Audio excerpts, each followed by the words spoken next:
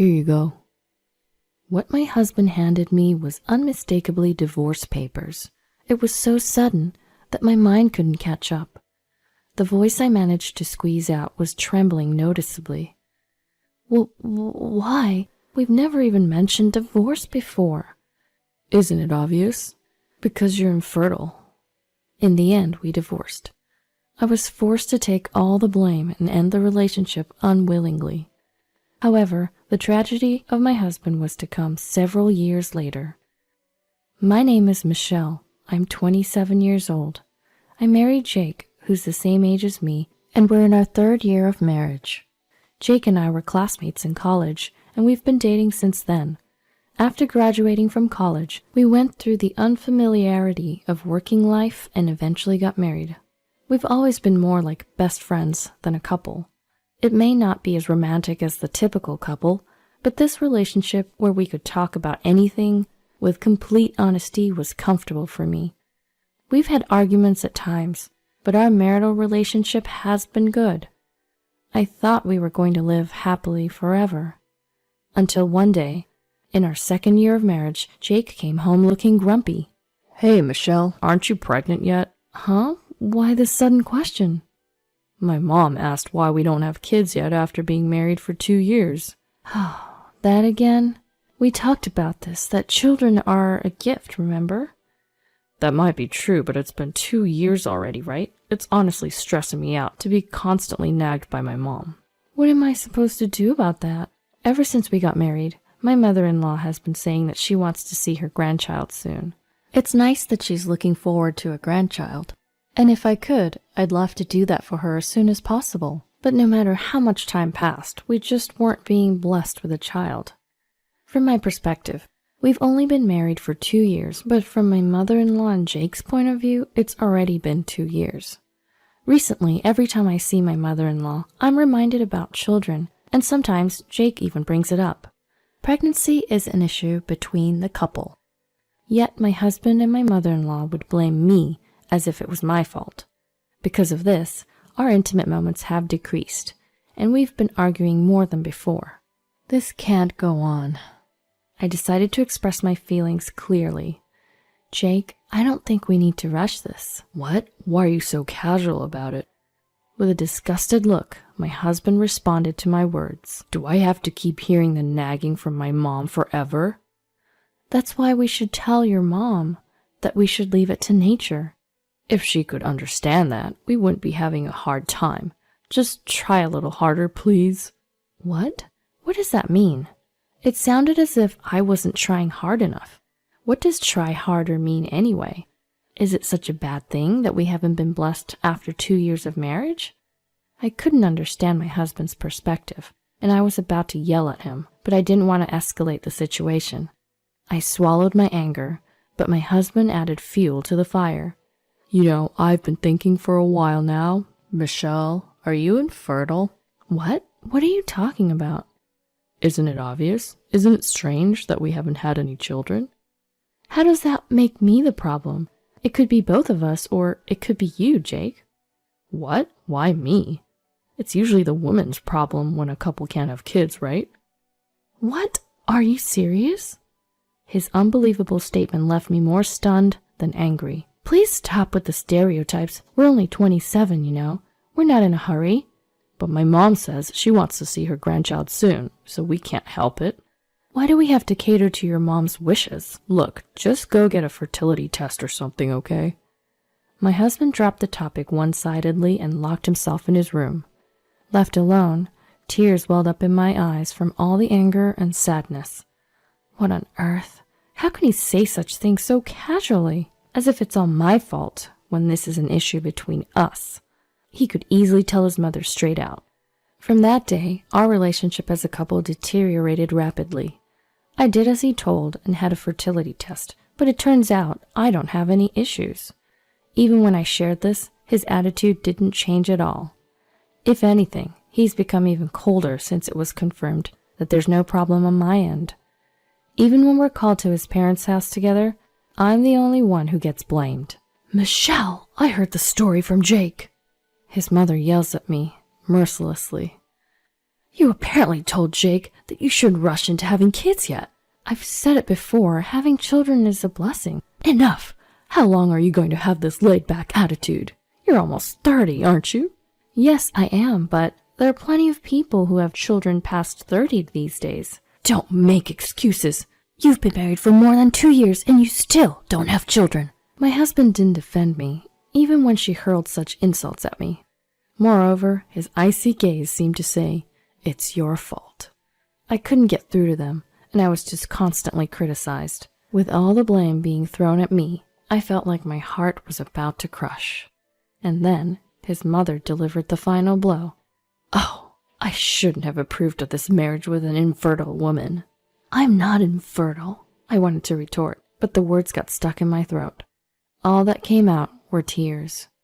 Even seeing me like this, my husband didn't offer any kind words, just let out a small sigh. Several days later, since then, I barely talked to him. Of course, no intimacy either. What used to be a happy life turned upside down and became like hell. On this day, as usual, I was preparing dinner in a gloomy mood, waiting for him to come home. As soon as he got home, my husband stormed towards me. "Here you go." What he handed me was unmistakably divorce papers. Well, why? We've never even mentioned divorce before. Isn't it obvious? Because you're infertile. What? I couldn't comprehend what was happening. It was all too sudden. The voice I managed to squeeze out was trembling noticeably. Hold on, I told you, right? The tests showed that I'm not infertile. Then why can't we have kids? It doesn't make sense. If you think so, why don't you get tested, Jake? What? Why me? Isn't infertility a woman's issue? That's not necessarily true. The doctor even said that the cause could be on the male side. At that, my husband shouted, "Shut up!" louder than I'd ever heard him before. Seeing his terrifying face for the first time, my shoulders trembled unintentionally. I was at a loss for words, and he calmly told me, "There's no way the problem is with me. It's all your fault." But the hospital confirmed there's no issue with me. Shut up, you defective product. My mom was right to oppose our marriage. I'm embarrassed. I'm fed up with being married to a barren woman like you. How could you? Shut up and sign the divorce papers. I don't love you anymore. His cruel words made my head spin. Everything went dark before my eyes, and I no longer had the energy to retort. I filled out the divorce papers as told and signed it. When I finished, my husband coldly told me, "Pack up and get up by tomorrow." What? So soon? Don't talk back. Make sure you submit the divorce papers, got it? I understand. The next day, I did as I was told and packed up my things. After leaving the apartment I had shared with my husband, I submitted the divorce papers on my way back to my parents' house. Just like that, our marriage came to an abrupt end. For a while after that, I was weighed down by the divorce. It was only possible to recover because of the support from my family. From then on, I spent my days off going out with local friends or making time for my hobbies. Doing so gradually faded the unpleasant memories of Jake, and I was steadily stepping into a new life. 2 years later, I remarried a man I met at the gym I started going to for my hobby. We were able to have a child right away. I wasn't infertile after all. There was no reason for me to be blamed. Just knowing that I could become pregnant lightened my heart. I'm glad I divorced Jake. I thought that from the bottom of my heart. Then one day, I got an invitation to a college reunion from a friend. Jake, my ex-husband, was in the same year, so I thought it would be awkward to meet him and was going to decline, but apparently he had already informed them that he wouldn't attend. I was also entering my second trimester, and I wanted to announce my marriage to my close friends, so I decided to attend the reunion. The day of the reunion finally came. I dressed up for the occasion and headed to the venue. Seeing my slightly swollen belly, my friends rushed over and showered me with congratulatory words. "Michelle, congratulations! We were worried when we heard you got divorced, but you look so happy. I'm really glad you met someone nice. Congratulations!" Tearing up, I thanked my friends. There I was, enclosed in this room of happiness. But that was short-lived. Wait, Michelle? A familiar voice disrupted the peaceful atmosphere. Jake was standing there. He approached me with a smug grin on his face. Long time no see. How have you been? Jake, I was told you weren't coming to the reunion today. I just happened to attend a company party nearby, so I just popped in. Oh, I see. Well, I'll be going now. As I tried to walk away, he stopped me. Hold on a minute. The next moment, he said something that made my ears burn. Hey, Michelle, you've put on some weight, haven't you? Excuse me? Whoa, you've gotten fat. I guess you won't be remarrying anyone. He looked me up and down, laughing at me in a demeaning way. In that moment, the tiny bit of feelings I had left towards him instantly turned into hate. Seeing me tremble in anger, my ex-husband mistakenly thought he'd won. Taking advantage of my silence, he started hurling insults at me. Your belly is too big. You're a terrible woman. He's the terrible human being. I firmly told Jake, "This is a baby bump. I'm pregnant." At that remark, my ex-husband looked dumbfounded. He was likely unable to understand the situation, so I explained carefully. "Did you hear me? This isn't fat. There's a baby inside." What? What are you saying? There's no way. Why not? Huh? Why are you so certain it's impossible? Despite my harsh tone, Jake stammered. Well, that's... As if to settle old scores, I tauntingly retorted. Are you trying to say that I am infertile? Well, that's what I thought.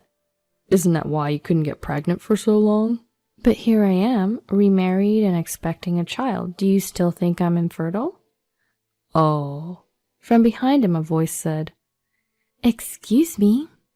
There was an unfamiliar woman standing there. Upon seeing her, my ex-husband Jake visibly flinched. Rachel, didn't I tell you to wait at the entrance?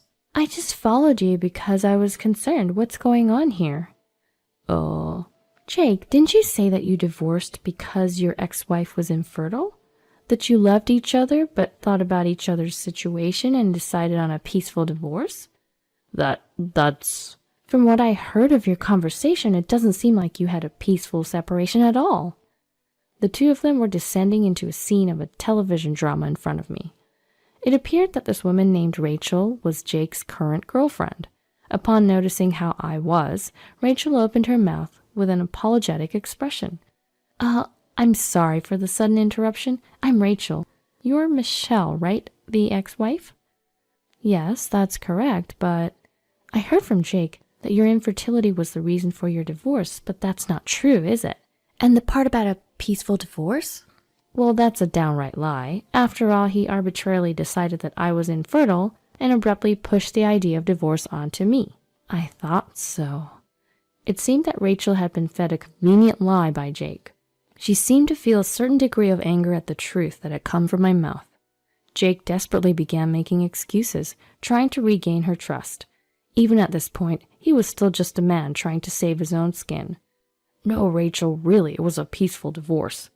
That doesn't make sense, does it? Michelle said she was abruptly pushed into a divorce. But that's because she... But Michelle's pregnant now, isn't she? That's... I hope it isn't so, but you're not the cause of the infertility, are you, Jake? What? As she continued her questioning, Jake's face gradually turned pale. He probably never imagined that he might be blamed for the infertility. With that, my ex-husband Jake was totally dispirited. Still pale, he crumbled onto his knees right there. Voices of condemnation could be heard from the classmates who had witnessed the whole incident. Jake really messed up blaming his infertility on his wife. That's just nuts. Making Michelle the villain, that's low. That guy's done as a man. Besides, apparently he's a total mama's boy. Ew, seriously? So creepy. Unable to bear the chilly atmosphere, Jake ran off in tears. According to the rumors I heard later, Jake and Rachel ended their engagement right after that. He desperately tried to hold on to her, but it seemed Rachel wouldn't have it. Rachel couldn't forgive him, not just for lying, but for blaming me for the infertility. Although Jake was adamant that he had done nothing wrong, medical tests revealed that he was the one with fertility issues. Although it wasn't impossible for him to have a child, the verdict was nearly impossible under the current circumstances. Upon hearing the diagnosis, his mother disowned Jake in a rage, even though she adored her son. Well, she did want a grandchild so much, so it's understandable. And so their mother-son relationship reached its worst end. Both Jake and my former mother-in-law only thought about themselves, and this was the result. They brought it upon themselves, and they got what they deserved. Well, it's none of my business anymore. I couldn't care less about what fate befalls them. On the other hand, I recently gave birth to my first child without any issues. My baby is even more adorable than I imagined, and every day is filled with joy. My first pregnancy, my first time raising a child. There's a lot I don't know about, but I'm truly happy. I have nothing but gratitude for my husband, who gave me this happiness. Thank you for always being there for me. I expressed my words of gratitude to my husband, or rather, the words just slipped out of my mouth before I knew it. My husband then flashed a bright smile and said, "What are you talking about? It's only natural as a spouse, right?" "Perhaps that's true. Besides, you're the one that did all the work. Thank you for giving birth to such an adorable child," my husband told me while looking directly into my eyes. At his words, tears naturally started to fall. I'm the happiest person in the world. With a husband I love so much, and our adorable child will always be together.